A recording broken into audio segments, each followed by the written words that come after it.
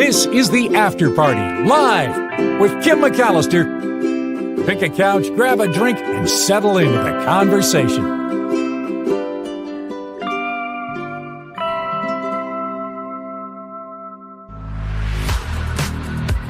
Ooh, that's really loud. Let me turn it down. Oh, there you go. Sorry about that. Oh, all kinds of problems over here. Hi, everybody. Welcome to the Friday edition of the After Party Live. Hope you enjoyed the Mark Thompson show. Always a great conversation with Michael Snyder and Michael Schur and Jim Avila. And Mark will be back on Monday. But here we are, after partying it up. And thank you for taking the time to spend your time with me on this Friday afternoon. I could see you guys chit-chatting. Liz, hello to you. Ricky, happy Friday, lovely friend to you as well. Hello to you, Rhonda and Nullifidian. Salutations, good people, writes Tammy. Right back at you, friend. And Meredith. So yeah, let's jump right into this first story before Tim Sika arrives. Wes says the Autobahn does have speed limits. In lots of places, they have signs that turn off when you can go fast, and Germany is strict about speeding, much more than here. They sure are. So let's talk about the Autobahn, because I think for a lot of Americans, we just think of it as this major speedway. You could go as fast as you want. No, you cannot. You cannot go as fast as you want. I love this picture with the setting sun, or is it the rising sun? This is a story about how fast can you really go on the Autobahn. Maybe you can't go as fast as you thought. No. The German authorities spotted this man driving so fast, 199 miles an hour, and he gets busted big time. Yeah. It's 320 kilometers per hour. It translates for us into 199 miles per hour. He was on the Autobahn. He was west of Berlin. This is a record high. He was going more than 124 miles an hour above the speed limit, according to German police. This happened on the A2 highway, the Autobahn, near Berg, July 28th. Here's what happened to this guy. He gets a fine of more than $1,000. He is stripped of 2 points from his driver's license. He is banned from driving for 3 months. He was caught by a roadside radar stand called the enforcement trailer. It's just a routine check. They put the trailer out there, see how fast people were going. And a reading from its display showed the highest record of speed, 321 kilometers per hour. That's almost 200 miles an hour. The Autobahn is always fascinating for us because we think it lacks a speed limit, but it really doesn't. And limitless speeds are not universal on the Autobahn. Parts of it are subject to speed limits. And the section of motorway where this happened has 120 kilometers per hour, or a 74.5 mile an hour speed limit. So he was supposed to be driving about 75. Guy was going about 200 miles an hour down the Autobahn. Busted. No license for 3 months, $1,000, couple points off the record. They are not fooling around. So I think that's kind of confusing as to where there's a speed limit and where there is not a speed limit on the Autobahn. Regardless, 200 miles an hour. What are you, Mario Andretti? That is crazy. Come on now.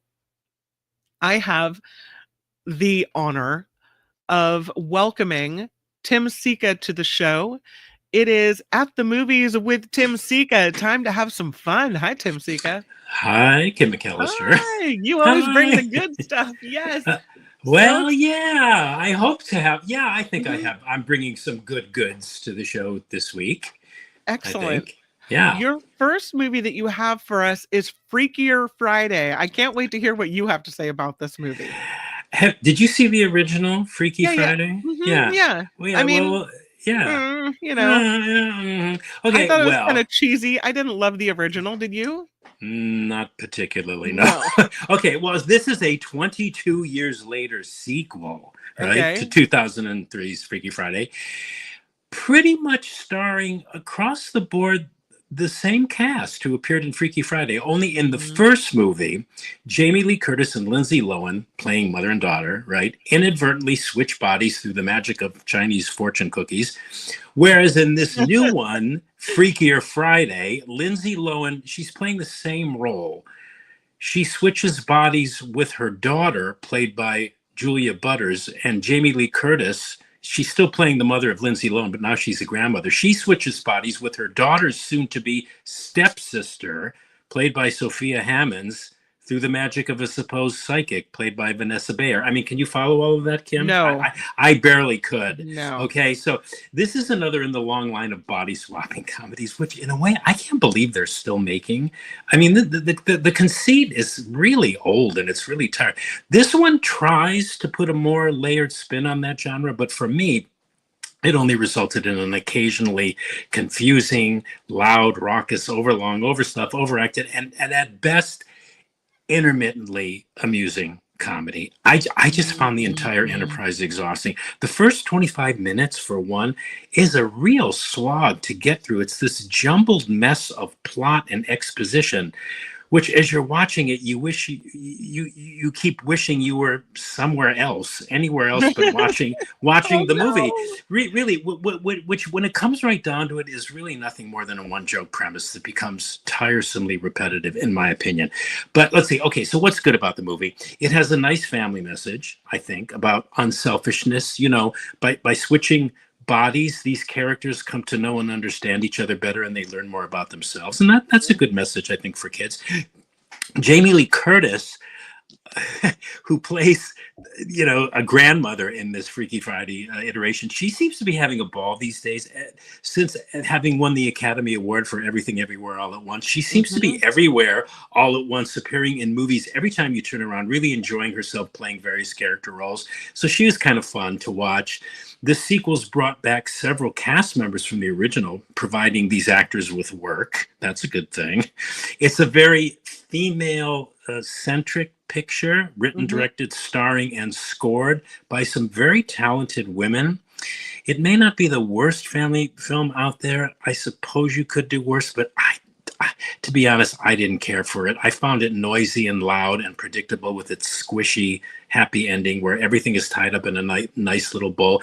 And for a 111-minute comedy, we get maybe a handful of chuckles if we're lucky. So I say skip it. I mean, unless you're dying to see a sequel to a movie you may or may not have seen 22 years ago, you may want to check it out. I don't know. It seems like you and Michael Snyder felt very similarly about this movie. Oh, really? Oh, that's good. Great minds. Yeah. He said it does what it needs to do, but no, thank you. No. Yeah, and I just think I don't know. Maybe it was me, but I kept thinking like, okay, so wait a minute. So Jamie Lee Curtis' body switched with who now? And I actually got confused as to who was in whose body. I mean, after about half an hour, I got it, but in the beginning, I'm going, what? Whatever. Yeah. Donald says, I'm getting a headache trying to keep all that straight. Yeah. Well, you know what? I have to say, switches? Yeah, I have to say, I couldn't believe I was able to even. I may have gotten that wrong in the synopsis, but you know, because there were so many like layers of body switching in the movie, but it made me tired, and it's like. And it was too long. They should have cut it to like 90 minutes.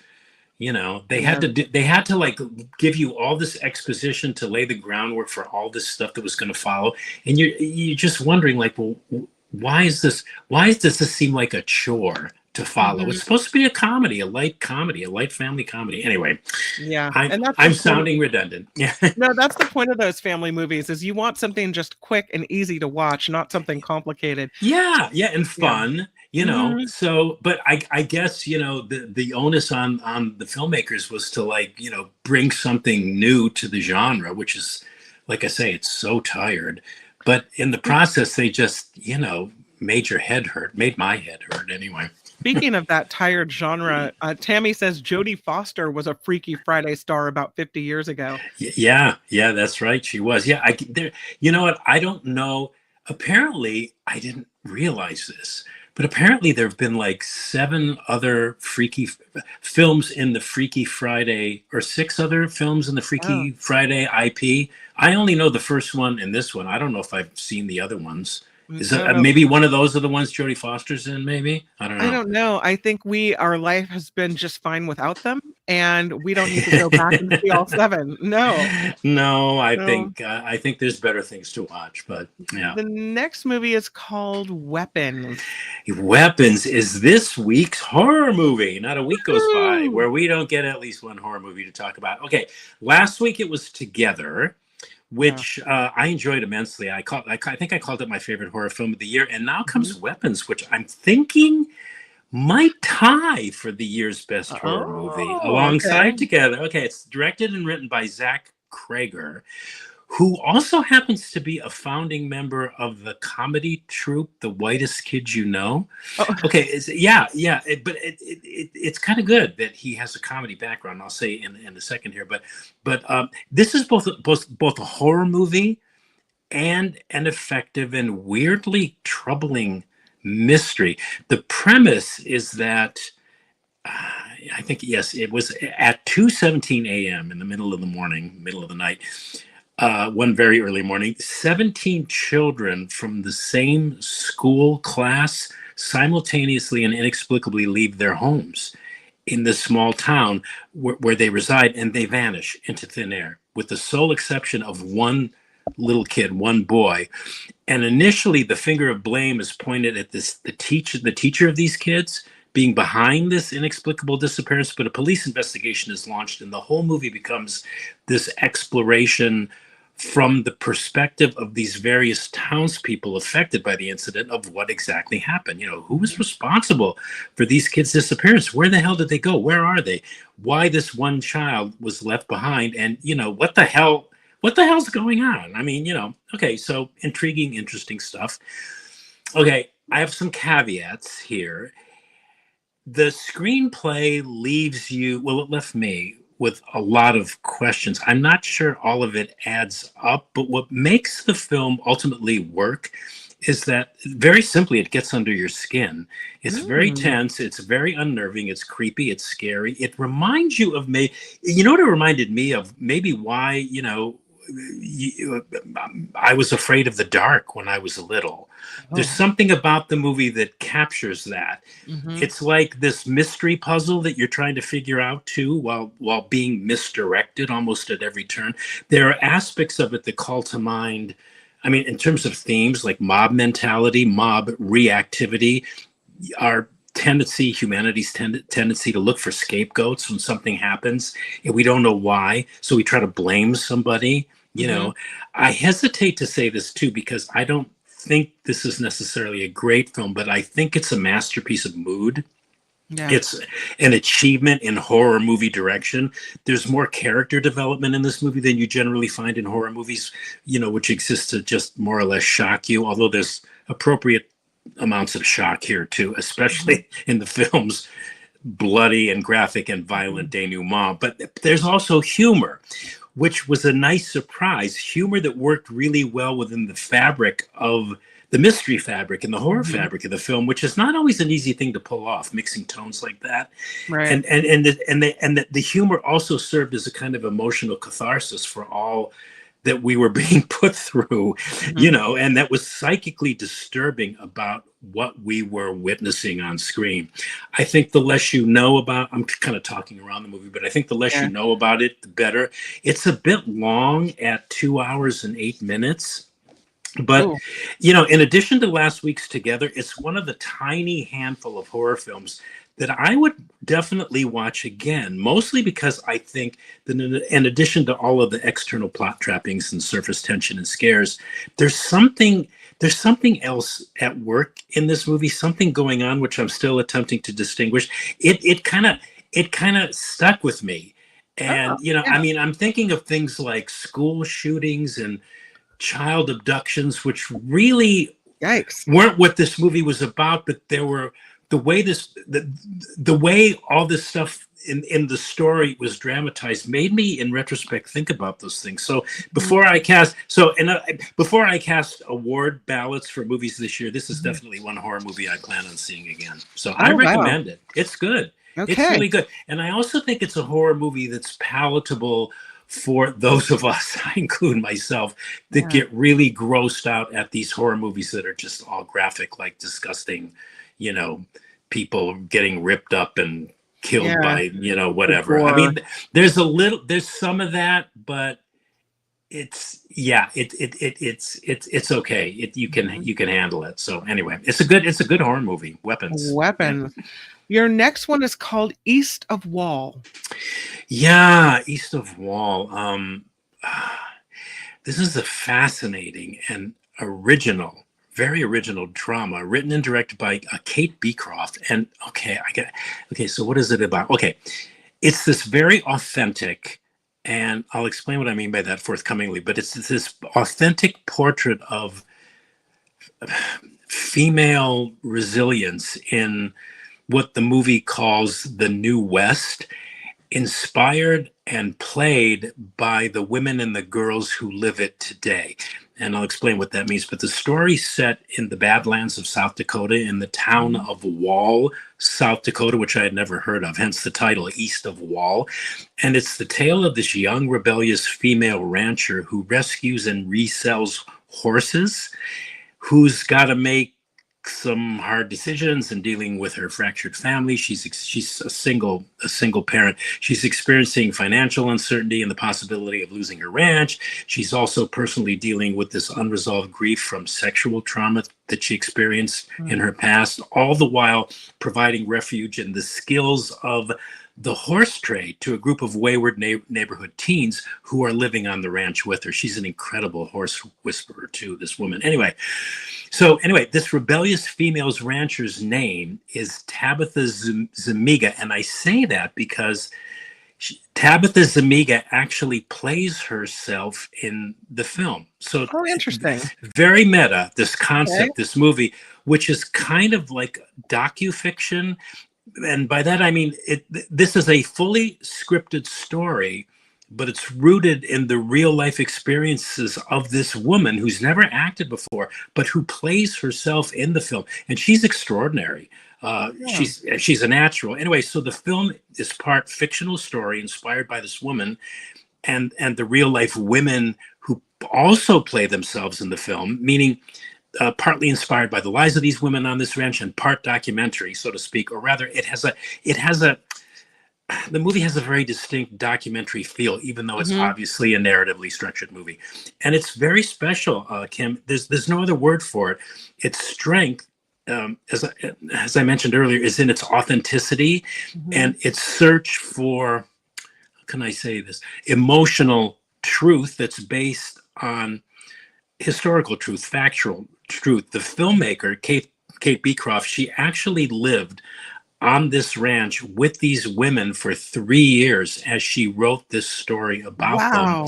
I know, amazing story. And the story about the making of the movie is just as interesting as the film itself. If anybody's interested, there's lots of information online about that.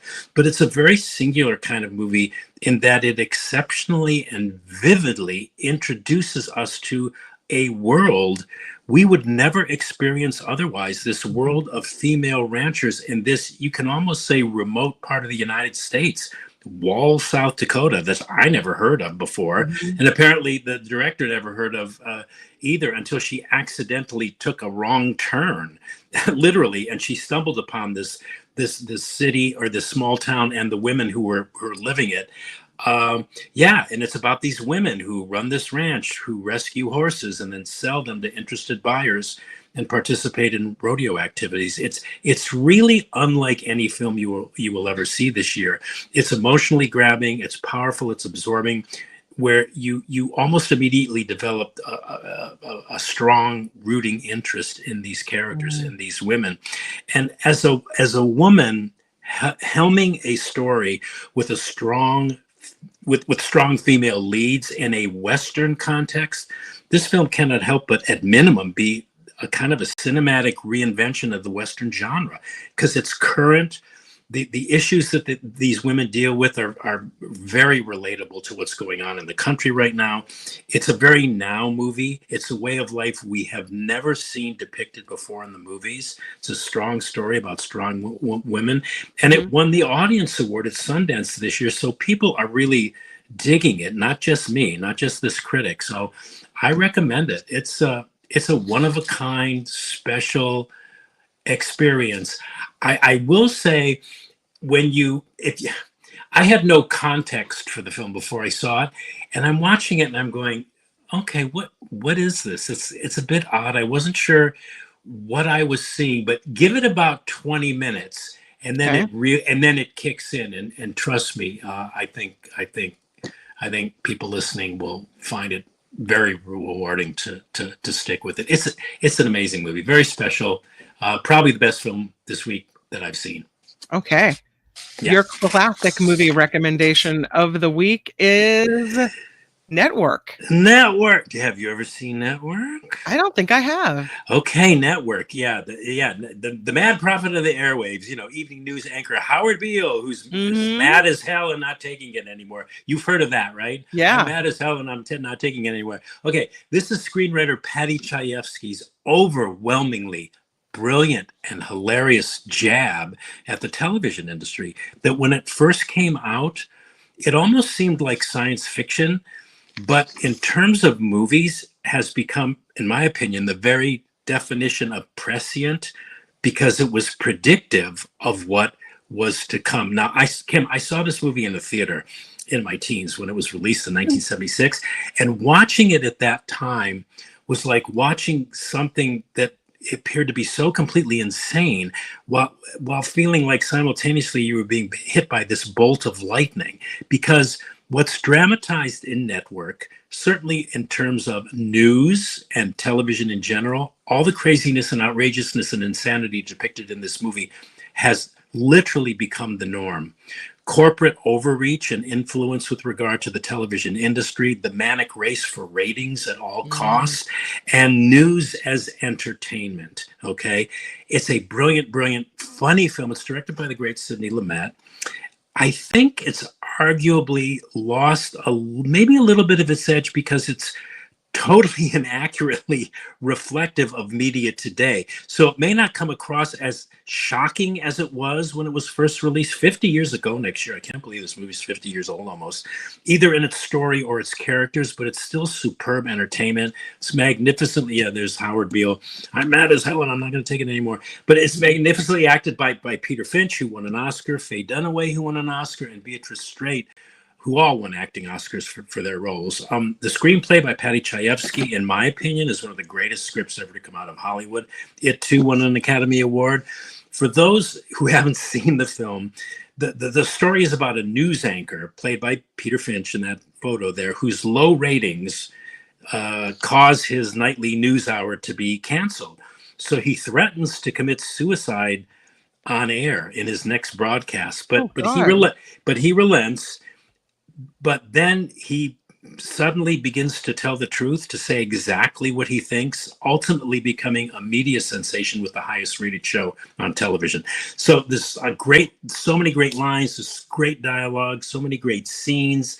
It was also one of William Holden's last roles. He played a network news division president. It's just simply one of the best movies ever. If you've never seen it, you are definitely missing out on one of the great ones. Faye Dunaway, she plays, I can't even describe, she plays this soulless, ambitious, driven woman who only cares about ratings. And it's probably her greatest screen performance, deservedly winning her an Oscar. But anyway, I can't recommend this movie enough. I think it's streaming. Yes, I know for a fact that it's streaming on Prime Video. So if people haven't seen it and they want to check it out, this is one of the greats, this movie, Network. Okay, and it's streaming on, did you say Prime? Prime Video, yep. Okay, all right, we're going to recap it. Tim Sika started this report with Freakier Friday, and of this movie, you said it's exhausting. It's hard to get through the first part. You kept wishing you were somewhere else, anywhere but the theater. But it does, you said, you gave it props for its nice family message, for Jamie Lee Curtis, who's fun to watch, For the fact that it's a female-centric kind of picture, you said it's not the worst family movie, but you thought it was noisy, loud, and predictable, not that funny, and you say, skip Freakier Friday. Skip it. Yeah. Weapons. You said this one ties with last week's horror movie Together for your favorite horror movie of the year. You said it gets under your skin, and it's a masterpiece of mood, great character development, humor works well with the mystery, which you thought was surprising and cool. It's kind of long, but it stuck with you, and you recommend Weapons. But your favorite movie of the week is East of Wall. You said it's very special. You really recommend this movie. You said it's a very special movie that almost reinvents and modernizes Westerns, the genre of Western movies. You called it authentic, emotional, unlike any other movie that you will see or hear. And you said it won an audience award at Sundance. You say this is really worth seeing. It's called East of Wall. Feels like a documentary, you said, but it's a really one of a kinder. Yep. And as far as the classic movie recommendation of the week, you picked Network from 1976. You said this is one of the greats, and you need to see it. It stands the test of time. A lot of Academy Awards passed out for this movie. Network streaming on Prime, I believe you said. I was trying to write that down. Yes. Accurate, perfect. Yeah, it was. I remember this when this movie came out. It went into the idea like, well, what would happen if the network news went under the entertainment division and didn't operate independently? In the past, news divisions operated independently, and the hit TV shows, they always lost money. The network news division, they always lost money, but that money was made up by the hit shows, right? So, but in this movie, the news division of this network goes under the entertainment division, which is exactly what's going on today. It's all about entertainment. It's all about ratings. It's all about diverting you.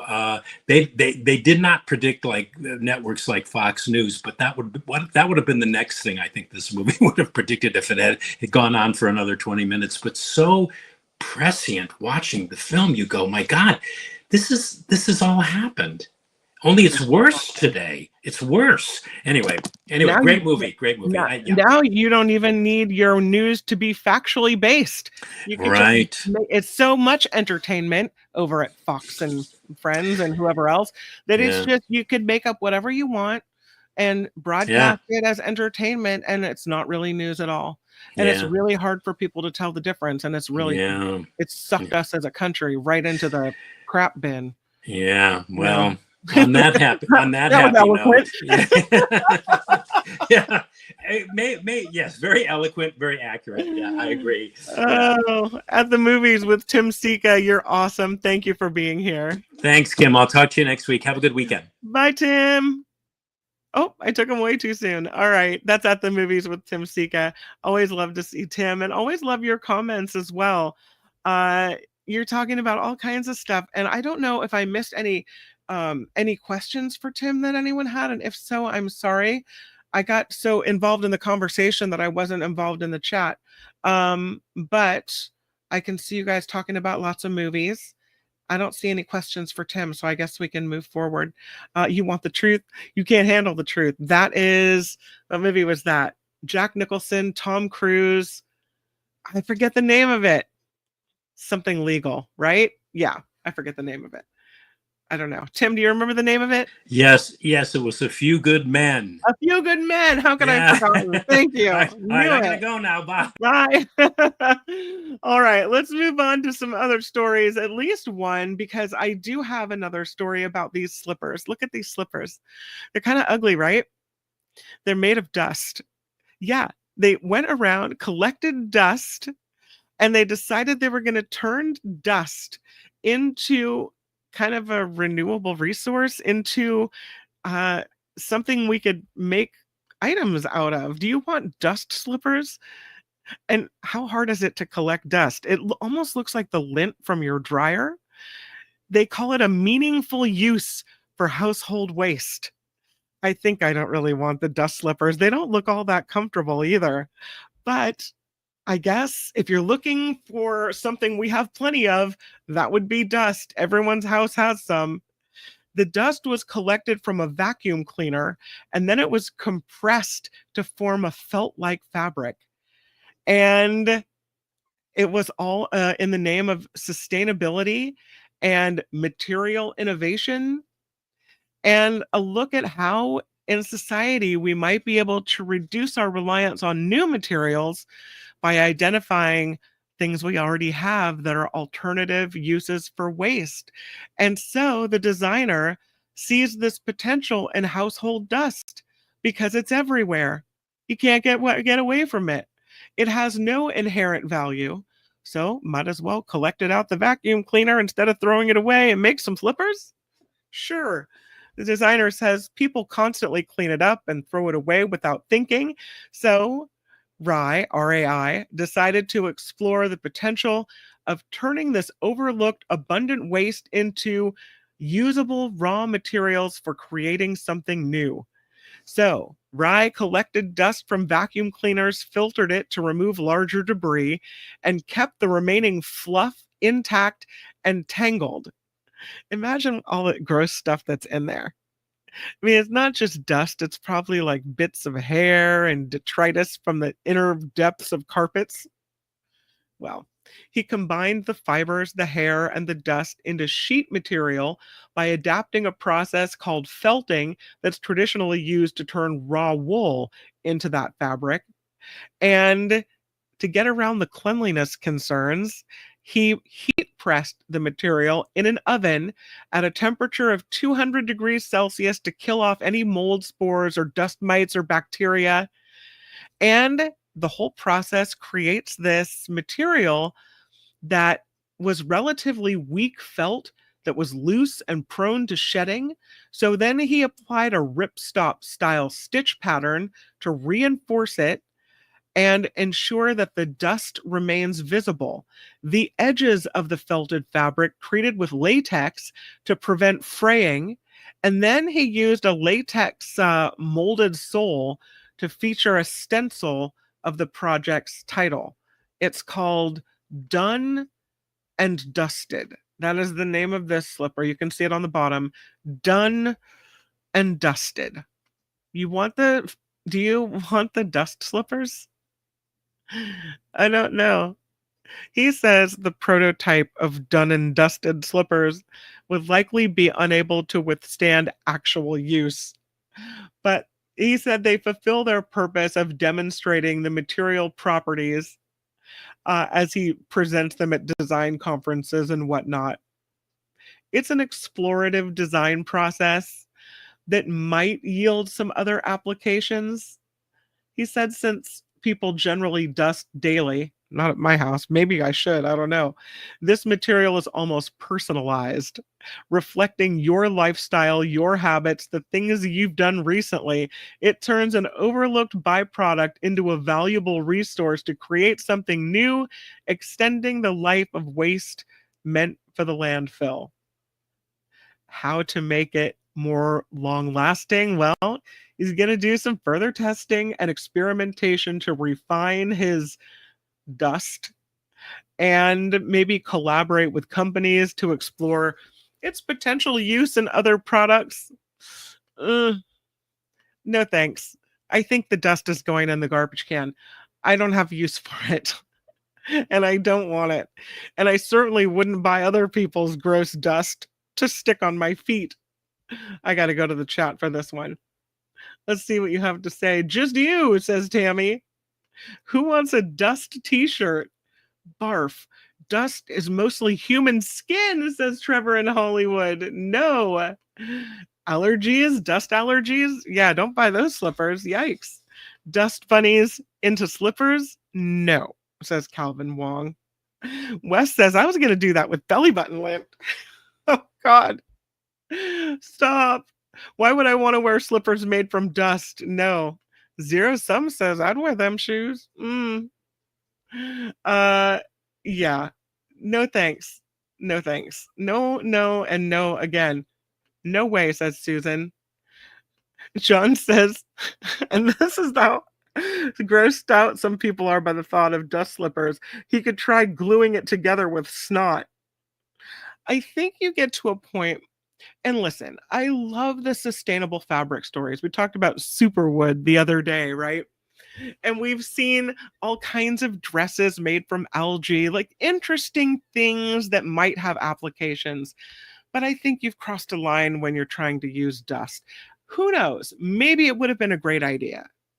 But I think what happened here, not so much. Tammy says, "Wear my dust."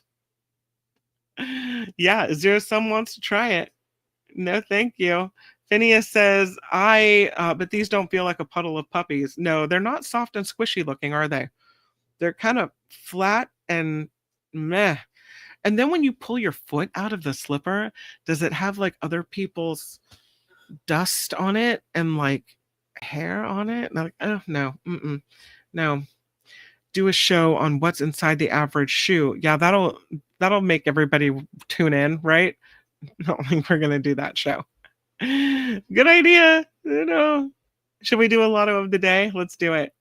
This is the lotto of the day, and it is about this woman who stuck with her numbers over and over and over again, and finally her persistence paid off. She's from South Carolina, and she said she's been playing the same set of numbers for years. Finally, she gets a $507,000 jackpot. She's been using the same numbers to play Palmetto Cash 5 drawings before she finally bought her winning ticket at Cuz's Corner in Winnsboro, South Carolina. She said it's about time when she realized she won $500,000. The jackpot with this game starts at 100,000 and increases every time a drawing is held with no winner. It had rolled over 23 times before her big win, and she said this was unreal. What is she going to do with her $507,000? Going to invest it. So, going to do something good with it. I wanted to end the show with an ode to the cat lovers in the crowd. And I know there are a lot of you who absolutely love cats. And I don't know if you knew, but just in case, I thought it might be a good thing to let you know that this happens. So you could plan ahead for this next year. That's a bad picture of cats. I need a better picture of cats. There is something that just happened in Southern California, and it's called CatCon. Have you heard of this? I have not. And I mean everything cats. They had about 200 cats up for adoption in Pasadena at CatCon. More than 10,000 people last weekend went to this event where not only did they have cats up for adoption, but they had everything you could think of cat related. They had glittery cat t-shirts, and they had cat beds, and they had, you name it, they had it cat wise. There's a better picture of cats. Now we're cooking with fire. At CatCon. Yeah, it was a kitty convention. Cuteness overload. This is a weekend dedicated to all things feline. And yeah, they had all kinds of educational workshops. They had the celebrities of the kitty world that came. They had tickets sold out for both days. So many people wanted to come to CatCon. And they say that a lot of people in the Southern California area, still struggling after the horrible and devastating fires. And they just really needed kind of a cuteness overload and something to take their mind off everything. And that this CatCon is a place where you can close out the outside world and just really experience this with other people that love animals and love cats. It's a happy place and good fun celebrating cats. It's the 10th CatCon that has been held. They had Grumpy Cat, Nala. I don't know who Nala is. Lil Bub. I guess these are cat celebrities. They had a cat art show, apparently. They had all kinds of cat things, vendors, t-shirts, crocheted beds, medieval period portraits, inspired portraits of regal cats. One guest called it Disneyland for cat people.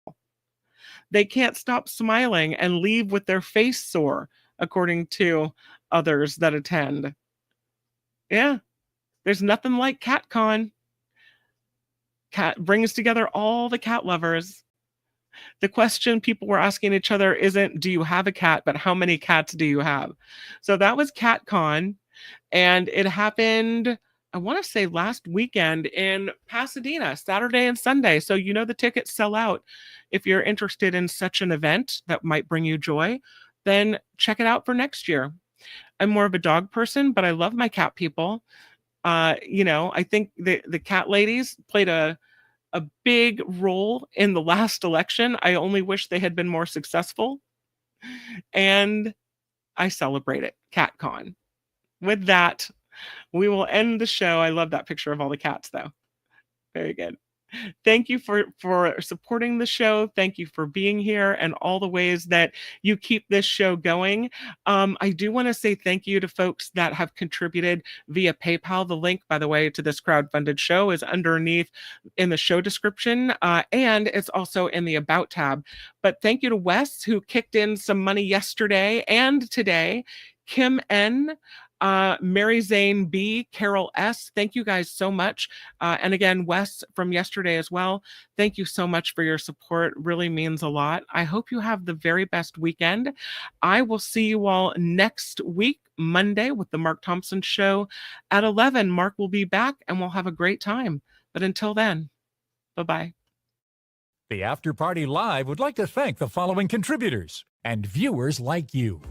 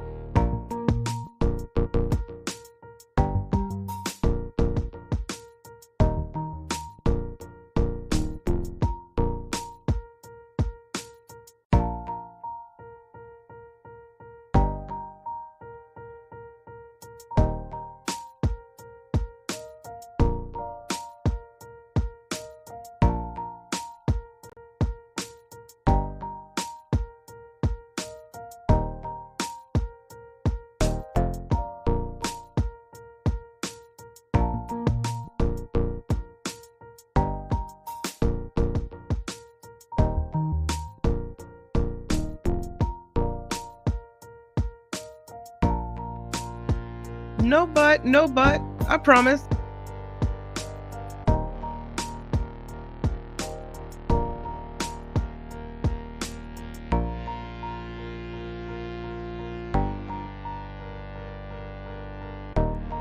Oh my God, if you make it, I'll do a story on you. How about that? But I'm not wearing your belly button t-shirt.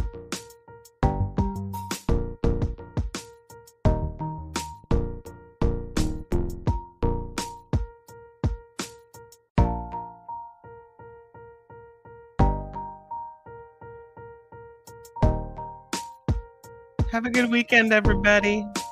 Make it a great one.